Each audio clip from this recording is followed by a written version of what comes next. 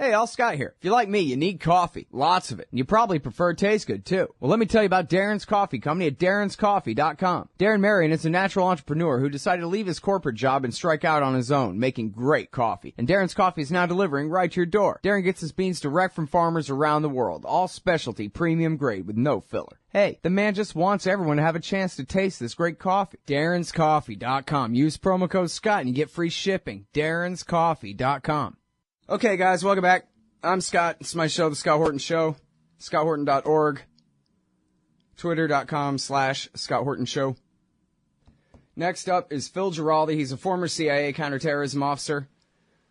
He is the executive director of the Council for the National Interest at councilforthenationalinterest.org. And he writes for the American Conservative Magazine and UNS.com. So welcome back. What do you know? What do you think of the torture report so far? Well, I'm a little bit surprised, actually. It's much stronger than I thought it would be. I thought this collaborative process with the White House and the agency, redacting it and arguing over different points was something that basically was going to denature the article in a sense, and the study in a sense, and make it less effective. But there is some really strong stuff in this, and I would recommend your listeners, if they don't want to wait through the whole 525 pages, just read the first 10 or so. It's where they have the key findings and conclusions, and they run through a whole bunch of things. I think they're about 12 or something like that. Yeah, key findings and conclusions. And this stuff is dynamite. I mean, they talk about where the torture was far worse than it has been described. They use the word brutal. They talk about how the CIA basically sold a bill of goods in terms of the whole concept of the enhanced interrogations, and then after they sold the bill of goods, they pretty much lied about how effective it was, and kept stuff from both Congress and from the White House. Considering that the White House was Bush and it was friendly, that's pretty astonishing. Yeah, that was the other Scott Horton mentioned that a minute ago, how they didn't tell Bush. Do you believe that that's true? They didn't tell Bush that they were waterboarding anyone until 2006? Well, that seems to be the conclusion. Now, bear in mind that this is this whole thing. The one thing that bothers me about this whole report is that it's document driven. They didn't actually talk to anybody. And I would suspect that with my usual cynical spin on this, that if you're document driven, that means stuff that was deliberately concealed isn't here. So right. This could be the tip of the iceberg, and that it could be a lot worse than what we're seeing in this report. And the only way to get at these other things was if they had subpoenaed a bunch of the actual interrogators and questioned them under oath about what they did and what kind of orders they were receiving and so on and so forth. But, of course, they didn't do that. Mm-hmm. And now let me ask you, to be, what's exactly the proper term? A CIA officer, an agent, and an asset, all these things are different. But to be a CIA officer, you have to be over 18, right? Yeah. Okay. So you have to be a high school graduate. Right. Okay. So I mean, we're talking minimal requirements here. I assume that there are other requirements beyond that. I don't know. Willingness to kill people on command or what? But you have to differentiate. There are all kinds of CIAs. As you know, there's the analytical section of CIA. There's also an administrative section. There's a technical and scientific section. And then there's what I was, which was a case officer. We were operations officers. But we operations officers were not the guys who did this kind of stuff. This stuff was done by a special activities branch, which was paramilitary. And these were the guys who got involved in Afghanistan with, running the operations on the ground with Al-Qaeda and subsequently running the operations in Afghanistan after the United States overran the country in late 2001. So this is a paramilitary group. Think of these guys as special forces. They are all ex-special forces or Navy SEALs. They have kind of a different perspective of the world. They're not exactly what I would call an intelligence officer. And these are the ones that basically carried out this kind of stuff, running the secret prisons and so on and so forth. So that's, yeah, and they're all over 18. I'm pretty sure of that. Yeah. And so, in other words, they couldn't say, well, you know, they made me do it. Like Omar Khadr was mentioned on the show earlier because they were, I'm not sure if this is the specific reference. They might be talking about someone else in the piece, but they certainly threatened Omar Khadr that they would rape his mother. And then so, yeah. But, you know, part of his story was, hey, man, I'm here with my dad, and I'm a little kid, and it's not my fault, and he ditched me with these guys, and there was a firefight, and I got kidnapped in it. I mean, what can I say? Yeah. You know, kind of thing. Whatever war crime he committed, supposedly in attempting to defend himself from the Delta Force, he could reasonably argue that he was a little boy at the time and wasn't responsible, in fact, for what he did. And yet, but all of these CIA guys, who carried out these acts, they are all, they don't have that excuse. They don't have any excuse, to argue that they didn't know that torture was illegal, that they were breaking the law in violating their commander-in-chief's orders, that they didn't know that their oath is to the law and not to him, and that they don't have to, and that, in fact, they must not obey lawful orders? Well, that's unlawful the whole point ones, here. I meant to say, obviously. Yeah, so. Unlawful orders, sure. That's the whole point here. I mean, these guys essentially were participating in activities. The CIA is making two defenses on this, basically. On one hand, what they're saying is that this stuff worked, that they got actionable intelligence out of it that they otherwise would not have gotten. Now, that's a stupid argument because that's been disproven, and it was even disproven by it was even rejected by the CIA's own Inspector General. So that's a ridiculous argument, and this is the argument Jose Rodriguez keeps making. And the second argument was that it was legal. Now, the legality, of course, is based on a couple of memos that were issued out of the Justice Department, the Bush Justice Department, John Bybee and Wu. And basically these guys said that anything short of organ failure was not torture. Well, that's kind of a high standard, or a low standard, depending on how you want to look at it.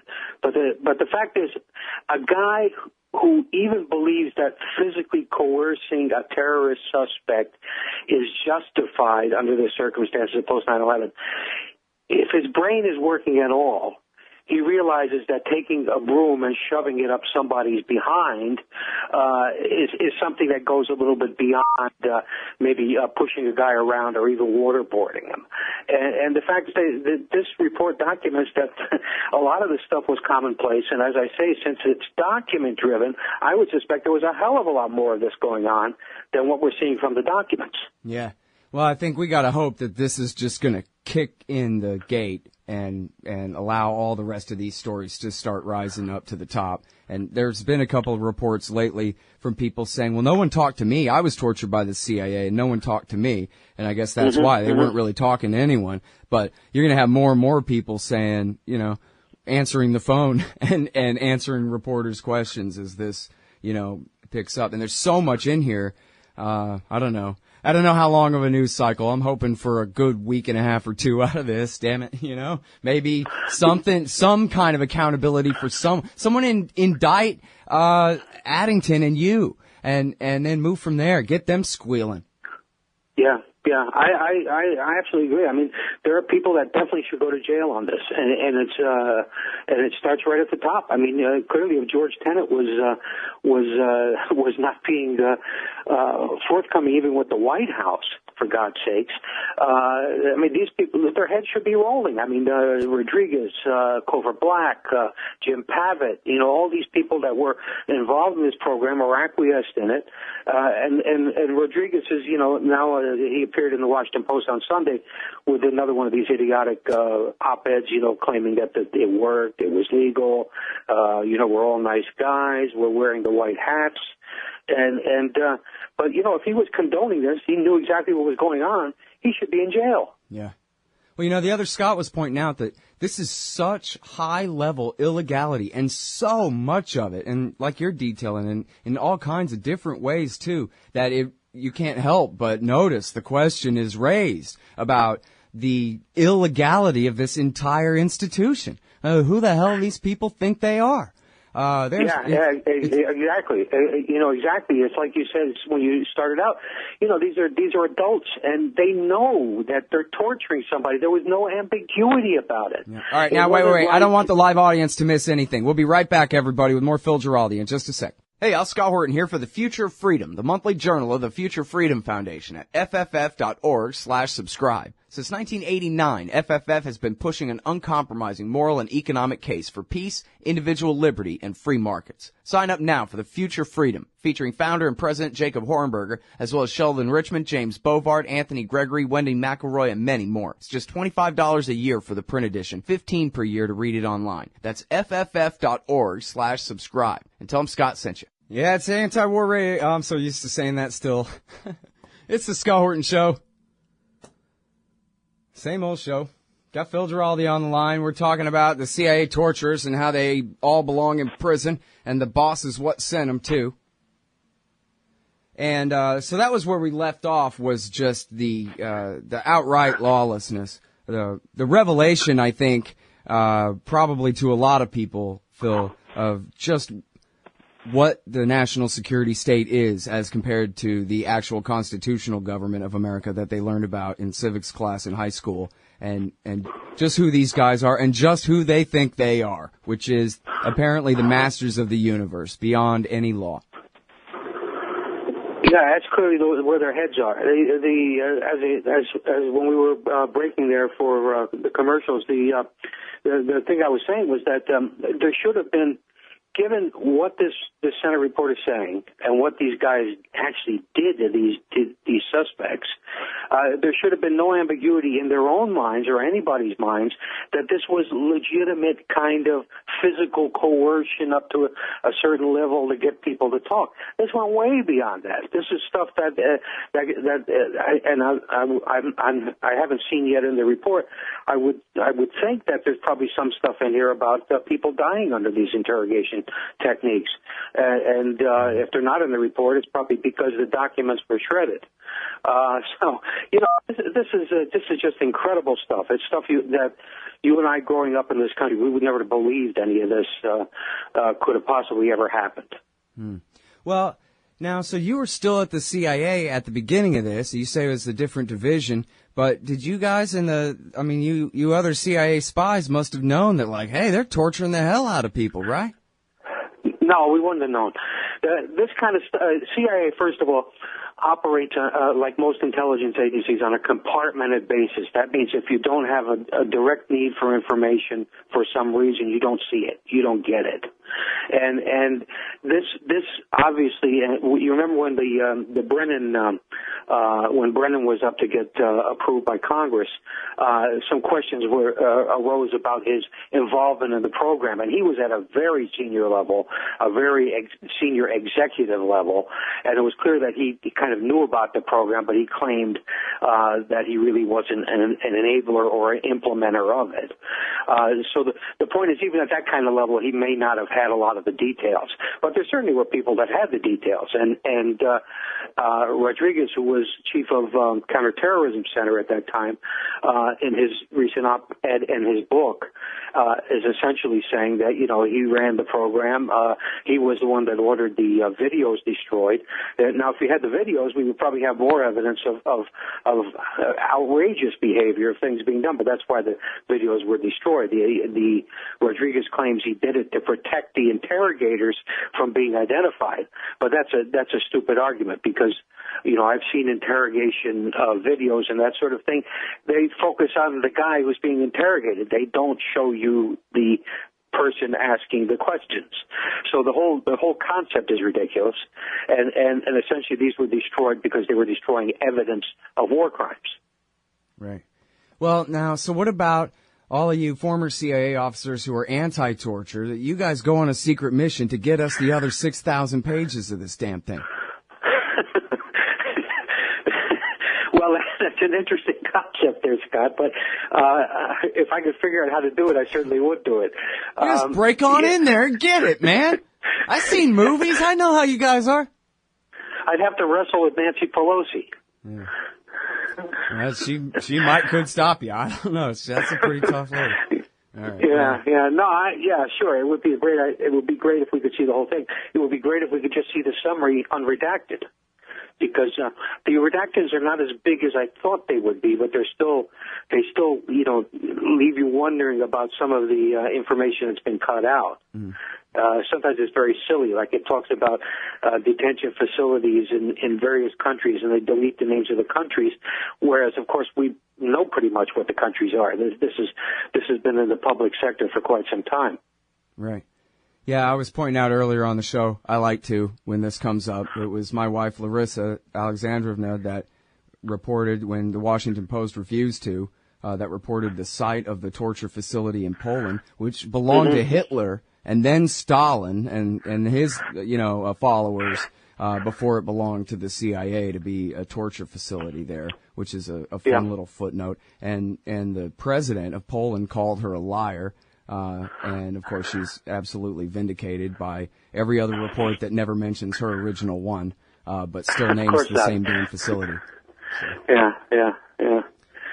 Yeah, so it's, it's, as I say, it's going to take a while, obviously, to read through this whole thing, and try to piece together some of the redactions and figure out what they're redacting. But I think it's a damning report. I think this is worse than the Frank Church hearings, in terms of what it's managed to dig up.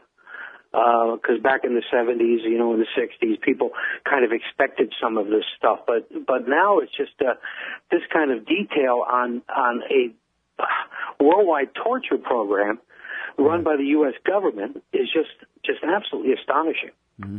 Well, and they keep saying that, telling the truth about the torture, releasing pictures of the torture, even the current force-feeding torture down at Guantanamo Bay.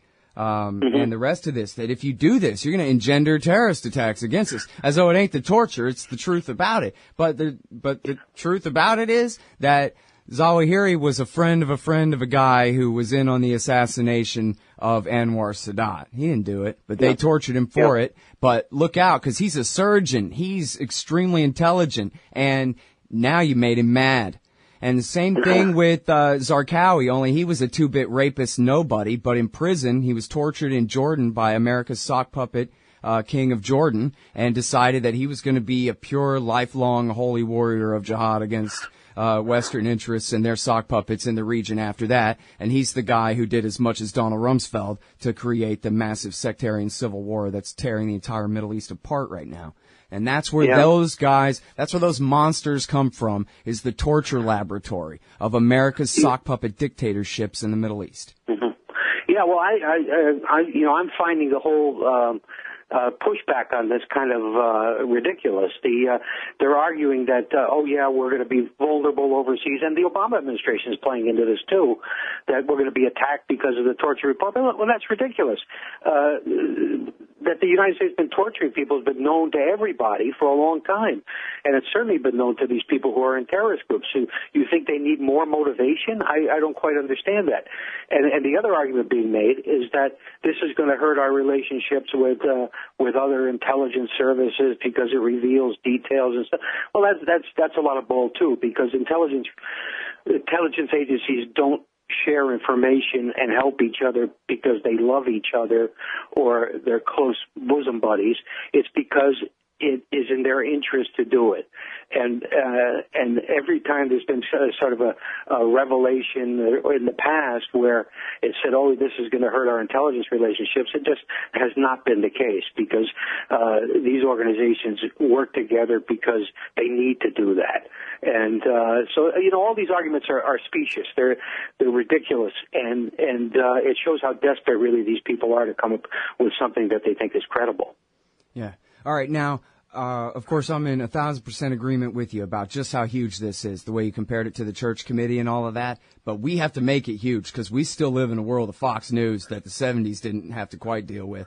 And they got some heavy spin, and they're relentless, and they're going to keep spinning. So I wonder whether you would consider creating a group, something like VIPS, along those lines, probably many of the same members or something, but call it CIA Veterans for Prosecutions, and where you're specifically calling for accountability. Because, just like with anything, everybody comes up with hashtag something irrelevant. The question is anyone going to be held accountable or not? And if you have, especially conservative former CIA officers saying the rule of law is the rule of law, put them in prison, then that makes news, you know?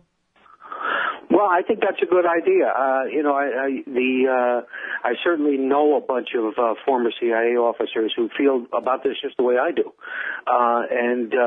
it might not be a bad idea to try to pull something together. We are not about, obviously, as you know, we're not about to get invited onto Fox News to give our viewpoints, and I don't think even MSNBC would be likely to have us on.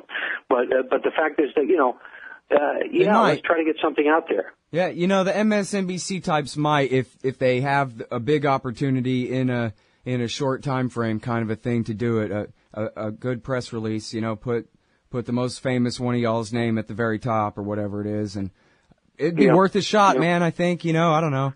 It's better than pirate radio hosts call for prosecutions. All right.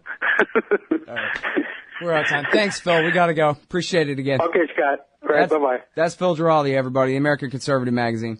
Hey, y'all, Scott here. Ever wanted to help support the show and own silver at the same time? Well, a friend of mine, libertarian activist Arlo Pignatti, has invented the alternative currency with the most promise of them all. QR Silver Commodity Discs. The first ever QR code 1-ounce silver pieces. Just scan the back of one with your phone and get the instant spot price. They're perfect for saving or spending at the market.